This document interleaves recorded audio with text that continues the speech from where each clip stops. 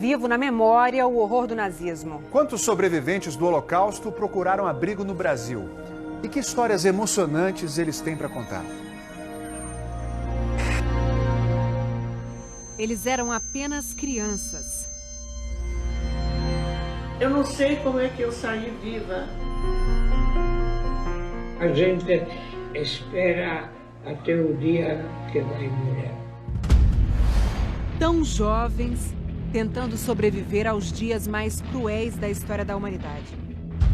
A Segunda Guerra Mundial. Mais de 55 milhões de pessoas morreram nos quase 6 anos de conflito. Esses homens e essas mulheres escaparam com vida dessa tragédia. E agora os relatos deles e de outros 200 sobreviventes estão começando a ser divulgados pelo projeto Vozes do Holocausto, da Universidade de São Paulo. Hoje o projeto conta com uma equipe de pesquisadores dedicados ao registro dos testemunhos de sobreviventes no Holocausto, focados principalmente naqueles que buscaram o Brasil como refúgio. A grande maioria judeus, perseguidos pelo ódio dos nazistas comandados por Adolf Hitler. A gente tinha que entregar as contas bancárias, todo o dinheiro, depois vinha a estrela que os judeus tinham que colocar contra visível. A estrela amarela, a estrela de Davi, é a forma de marcar que aquele cidadão era judeu. E aí já começou a perseguição mesmo. Eles já fizeram um muro e prepararam o gueto. Os guetos foram montados pelos nazistas para isolar os judeus. A maldade era muito grande. Vamos dizer que uma família tivesse 2 filhos, 3 filhos, então chegavam cada um para matar. Como? Como é possível? Existe filho que você dá para matar? Você não tem um filho para matar. Nas ruas havia mulheres mortas e nenéns querendo mamar. Eles eram quase que diariamente assassinados, violentados e, a partir do gueto, posteriormente levados para os campos de concentração. O transporte até os campos era feito em caminhões e trens. Não era um trem de gente, de bichos. Essa cidade foi feita tudo dentro do vagão. Fecharam a porta e só abriram ela em Auschwitz. Michel, judeu, nascido numa região da Tchecoslováquia que hoje pertence à Ucrânia, tinha apenas 12 anos quando chegou ao maior campo de extermínio criado pelos nazistas. Auschwitz, na Polônia. Multidão, milhares de pessoas, porque abriram as portas e jogaram todo mundo fora do trem. Foi a última vez que ele viu os pais. E assim como todos os meninos judeus, perdeu o nome, virou um número. O mesmo aconteceu com Rafael, judeu húngaro. 59.809 era meu nome. Ganhamos roupas listadas. Sair vivo de Auschwitz seria um milagre. Michel e Rafael só sobreviveram porque eram garotos saudáveis e foram recrutados para trabalhar para os alemães.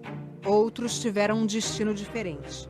Eu olhei para lá, tem chaminés, pensei que fábrica. Não eram fábricas. As câmaras de gás estavam presentes em todos os campos de extermínio, não só em Auschwitz. Na minha família, foi 68 pessoas para a câmara de gás. Crianças foram todas para os gás. E as mães, quase todas, foram juntas. Joseph, judeu, polonês, esteve a poucos passos de ter o mesmo fim. Eu vi 2 chaminés. Aí começaram a tirar a roupa da gente. Foi salvo por uma figura histórica, eternizada no cinema. Oskar Schindler. Antes de chegar à fila para o crematório, chegou o Schindler e gritou: José Frehoff, para cá.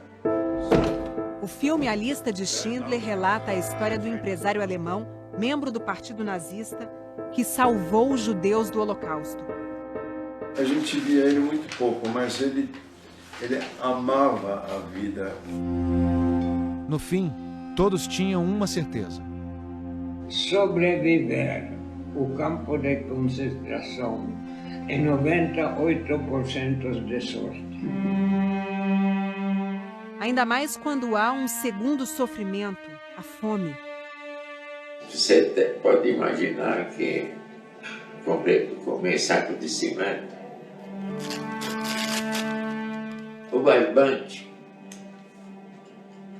Que nós achamos, comemos, estava tudo podre. Ou comemos ou morremos. Não tem a escolha. E foi assim até o fim da guerra, em 1945.